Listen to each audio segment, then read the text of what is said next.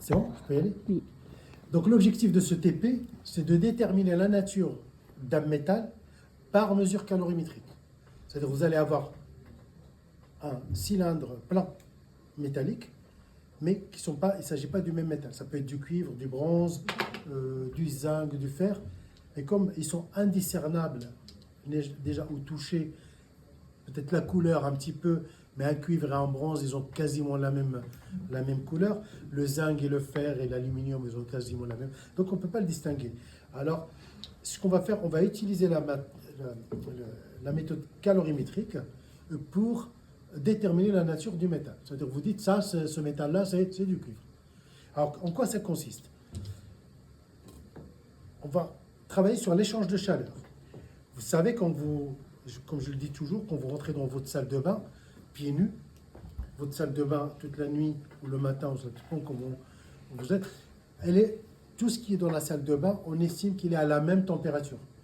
C'est-à-dire le carrelage, le tapis de bain, tout ce petit monde-là, il est à la même température. Mais quand vous touchez le carrelage avec votre pied ou le tapis de bain, vous n'avez pas le même ressenti. Parce qu'il ne s'agit pas du même matériau. Ça veut dire qu'il ne s'agit pas de même échange de chaleur. Vous êtes à 37, la salle de bain, elle est à 29 par exemple, je ne sais pas, ou 18 ou 20. Cette différence de température, elle est pareille quand vous touchez le tapis de bain ou le carrelage. Mais le carrelage, il aura tendance à vous pomper plus de chaleur que le tapis de bain. Ce qui caractérise le matériau, c'est ce qu'on appelle sa capacité calorifique. Sa capacité à récupérer de l'énergie ou à céder de l'énergie. Quand vous mettez une canette de coca, on a lu, il y a une bouteille de coca en verre dans le réfrigérateur, vous allez vous rendre compte que c'est la canette qui se refroidit le plus. Pourtant, elles sont dans les mêmes conditions dès le départ. Parce que l'aluminium, il a une capacité calorifique qui est différente de celle du verre. Il a une capacité calorifique plus faible. C'est-à-dire qu'il demande moins de temps, moins d'énergie pour vraiment changer la température. Donc, ça va partir de là. Donc, vous aurez besoin d'un vase Dewar ou calorimètre, c'est lui. Pourquoi lui? Parce qu'on estime qu'il n'y a pas d'échange de chaleur avec le milieu extérieur. Donc, c'est un système qui est isolé. Et puisqu'il est isolé, il n'échange pas de chaleur. C'est ce qu'on appelle des transformations adiabatiques. Mais ce n'est pas ce qu'on est en train d'étudier, mais c'est juste pour rappeler le cours qu'on a fait. Adiabatique, ça veut dire qu'il n'y a pas d'échange de chaleur avec le milieu extérieur. Donc, mon système, on va dire qu'il est isolé. Donc, un vase, on aura besoin d'un bécher. Je rappelle que ça, c'est un bécher. Le bécher, vous avez des indications sur, par exemple, lui, on peut aller jusqu'à 250 millilitres, mais évitez de mesurer votre volume avec ça. C'est à titre indicatif. Le bécher, ce n'est pas une verrerie de précision. C'est une verrerie, on va dire, à la bonne franquette. On va dire à peu près, comme quand vous faites votre cuisine. Vous ne prenez pas vraiment l'éprouvette pour quand vous mélangez à peu près, c'est-à-dire que vous n'êtes pas loin, par exemple ici, de 200, mais on n'est pas sûr d'être vraiment à 200. Donc un bécher, mais sauf qu'on ne va pas l'utiliser pour la mesure. Donc, une sonde de température, ça veut dire le thermomètre, il est là. De l'eau purifiée, on a là-bas, ce que je suis en train de chauffer, et un solide de nature à déterminer. Donc ça, c'est l'ensemble du matériel. Ça, le jour d'examen, vous allez trouver tout ça sur votre paillasse. Je vous conseille de bien lire. Alors, l'objectif du TP, c'est de déterminer la capacité thermique de solide et identifier, donc on détermine sa capacité calorifique, et grâce à cette capacité calorifique, on va chercher de quel métal il s'agit. À la fin du TP, vous avez une feuille annexe où vous avez beaucoup de solides, surtout des métaux, avec leur capacité calorifique. Donc, la valeur expérimentale que vous allez trouver, vous allez la comparer avec la liste et vous dire, ah, mon solide est peut-être celui-là, ou sur moi, il est celui-là. Ce n'est pas sûr que vous allez obtenir la valeur exacte, parce que les tables, c'est basé sur plusieurs expériences, et une moyenne qui a été faite, et beaucoup de choses qui font qu'on considère que c'est une référence. D'accord.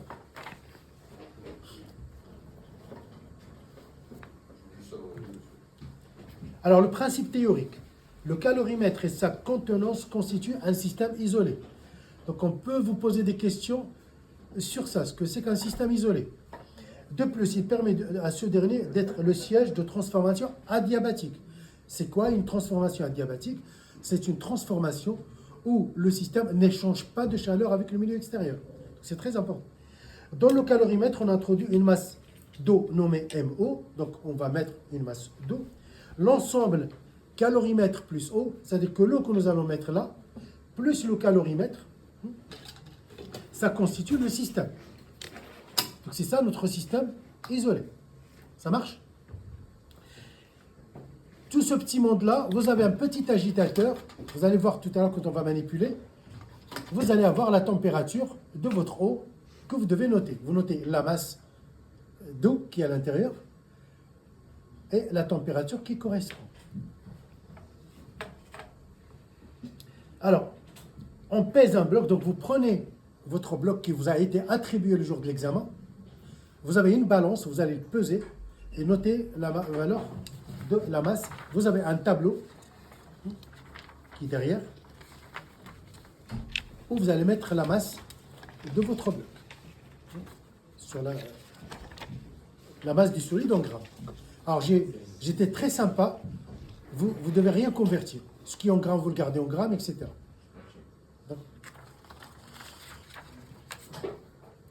Donc vous pesez votre bloc, vous le plongez. Et là, tu peux mettre pause si tu veux, pour venir avec moi là. Ou si tu viens. Alors, avec une pince,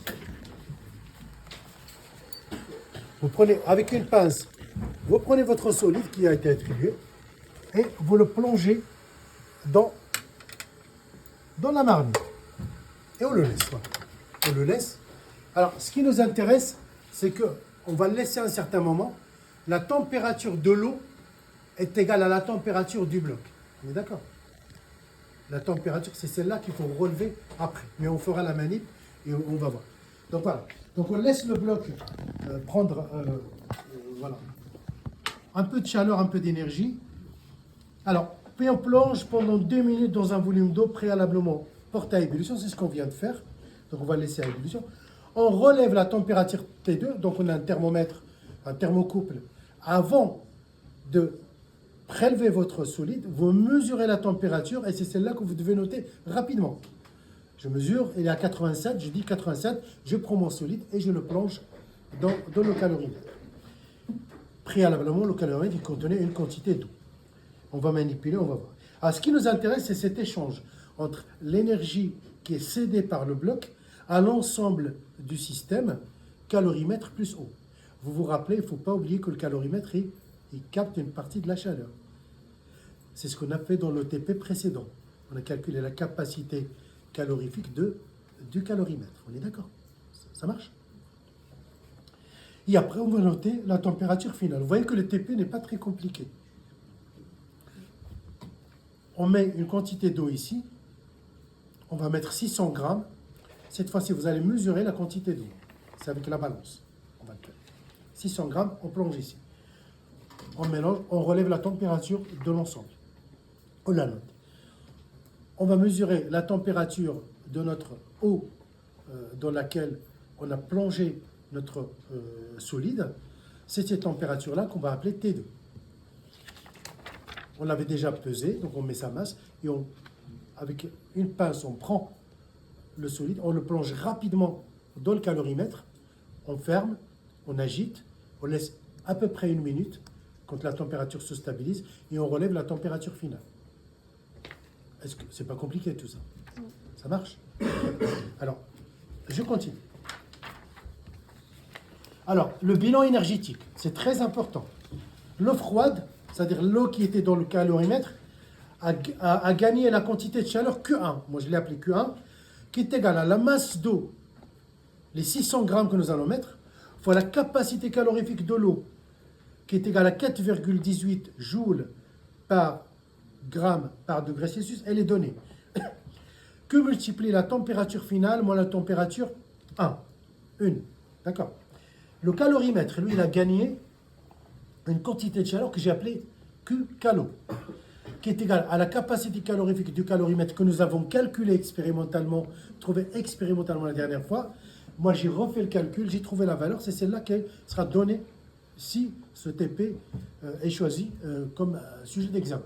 Donc C calo, la température finale, parce que le calorimètre et l'eau froide avaient la même température. Donc TF moins T1. Le solide de nature inconnue, celui que je ne connais pas, a cédé de l'énergie avec la relation Q solide est égale à la masse du solide que vous avez pesé, C du solide, la capacité calorique que je ne connais pas, c'est celle-là, l'inconnue, que multiplie la température finale, moi la température 2, et la température finale, la température, je les connais, je connais la masse, donc j'ai une seule inconnue. Après, comme le système est isolé, il y a bien ce qu'on appelle une conservation de l'énergie qui se traduit par la somme des trois énergies. Q1, l'énergie gagnée par l'eau froide, plus Q calo, plus Q du solide, c'est égal à 0. Ce qui était perdu a été gagné. Ce qui était perdu par le solide, le calorimètre et l'eau l'ont gagné. Donc, est égal à 0. Si jamais vous pose la question, ça traduit quoi cette égalité? Vous dites il s'agit d'une conservation de l'énergie. Alors, question théorique. Rappelez la définition d'un système isolé thermodynamiquement. Donc, un système est dit isolé thermodynamiquement quand il n'échange pas de chaleur avec le milieu extérieur, il n'échange pas de matière. Donc, il n'échange... Non, pardon. Quand il est isolé, il n'échange pas de matière avec le milieu extérieur. Uniquement, pas de chaleur. La vidéo, en bas. Donc, il n'échange pas de matière, il échange de chaleur, ça existe. Quand il n'échange pas de chaleur, on l'appelle adiabatique. Dans notre cas, notre système n'échange ni chaleur, ni énergie. Interpréter et justifier qualitativement le signe positif ou négatif de, vous suivez avec moi sur la copie, Q1, c'est la masse de l'eau, fois la capacité calorifique de l'eau, fois T final moins T1. T final est plus grand que T1, parce que T final, c'est la température du système après. T1, c'est la température de l'eau froide.